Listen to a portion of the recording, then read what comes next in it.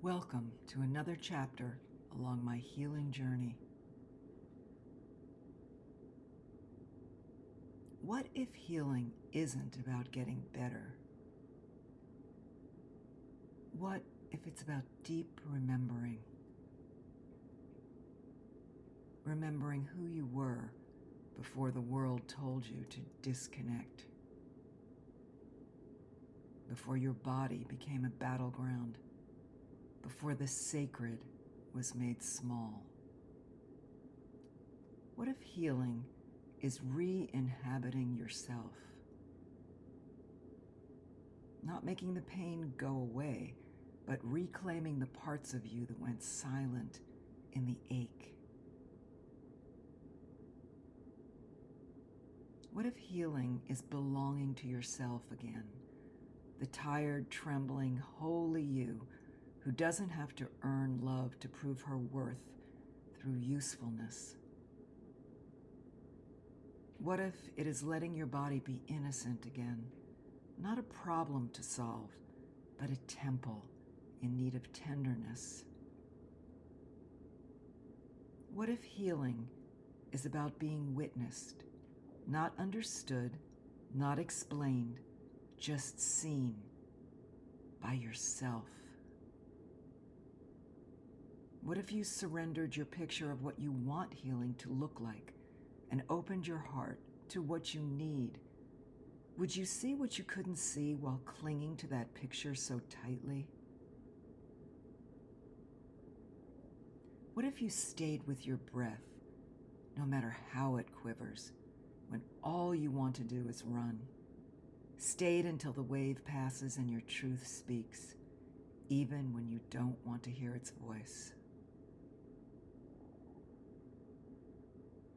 And then you ask the question that has haunted you, allowing raw honesty to emerge from the depths. What if the only reason I'm still here is because I'm afraid to fail at this life, afraid that I will run out of time before I fulfill what I came here for? What if I don't have it in me to stay?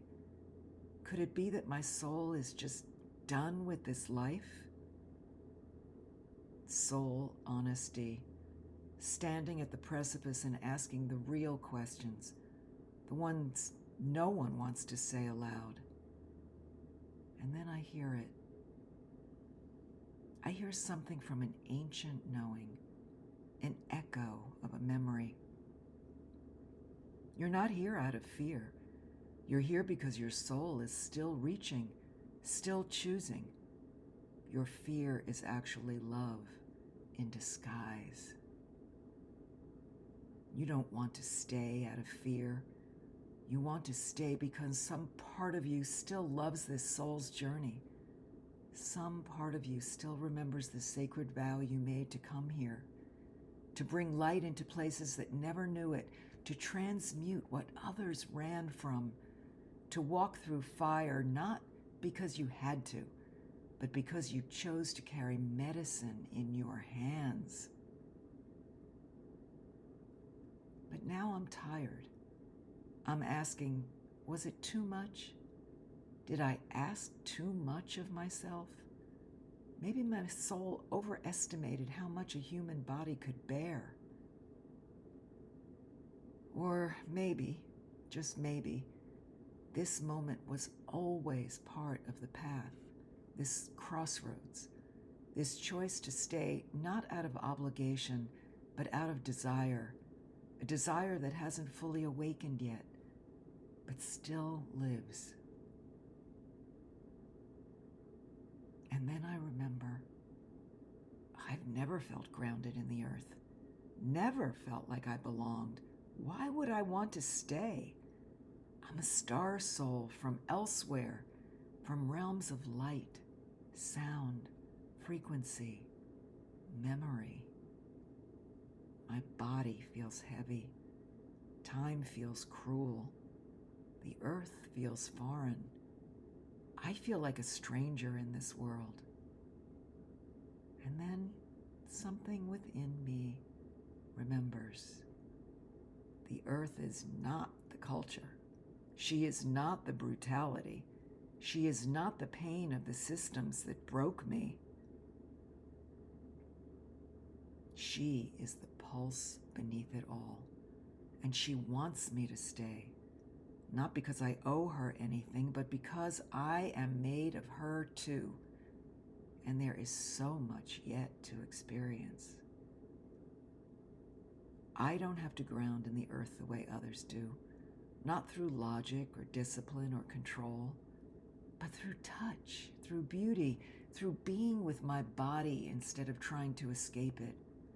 I can ground myself in what is real to me, create a world in which I belong, one that reflects my own truth. It might mean crying barefoot under moonlight and letting the ache fall into the dirt. It might mean saying, I don't know how to stay, but I want to, and letting that be enough. Because the real truth is, I don't have to stay for the world. I only have to stay for one moment of realness at a time. It's not about fixing myself or my relationship with the world. It could be about imagining what could be true if I were to stay not from fear, but from a place of sovereign soul longing.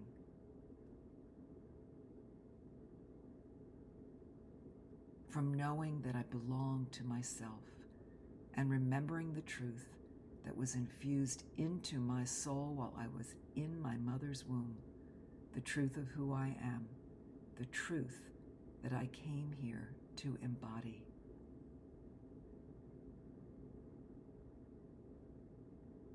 I am priestess. I am shaman. I am warrior. I am witch. I am valuable beyond measure.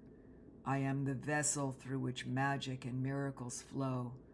I trust in myself completely and am sovereign unto myself alone.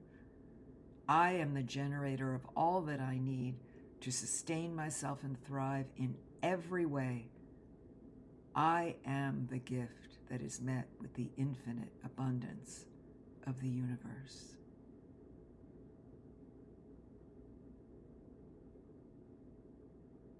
The unraveling of what was, the illness and pain, all that my body has endured, is clearing the way for truth to live on earth. It cannot thrive in a body still clinging to the threads of illusion.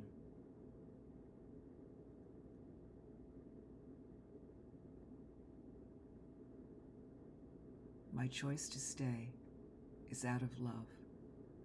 Perhaps love for a life I never knew I could have. One in which I give myself permission to take full breaths, to allow pleasure, to embrace joy, to be so fully myself that I inhabit my entire world. Maybe my healing is in creating a life in which I belong to myself, to my earth, filled with all that I hold as sacred and true. Not what others value, nor what the culture tells me is real and worthy, but what vibrates at a frequency I know is my own. And to do so, my entire being has to be reassembled to align with the frequency of my soul. This could be the embodiment of truth on such a fundamental level that I had to be completely dismembered to finally be myself. And my body, the enigma that it is, has been my portal into healing, my undoing and the doorway through. Never meant to be fixed, just recognized and remembered.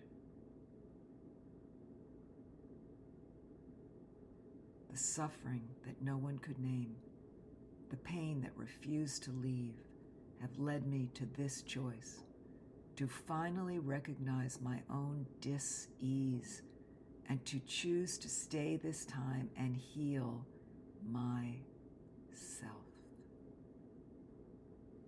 So I returned to where I began, asking myself, what if healing isn't about getting better? For me, maybe healing is the return to myself, no matter what it looks or feels like, not knowing how to heal, but living into that question with each breath, not running, but sitting with the unknown and allowing myself to become the medicine I seek in this sacred unraveling I call my life.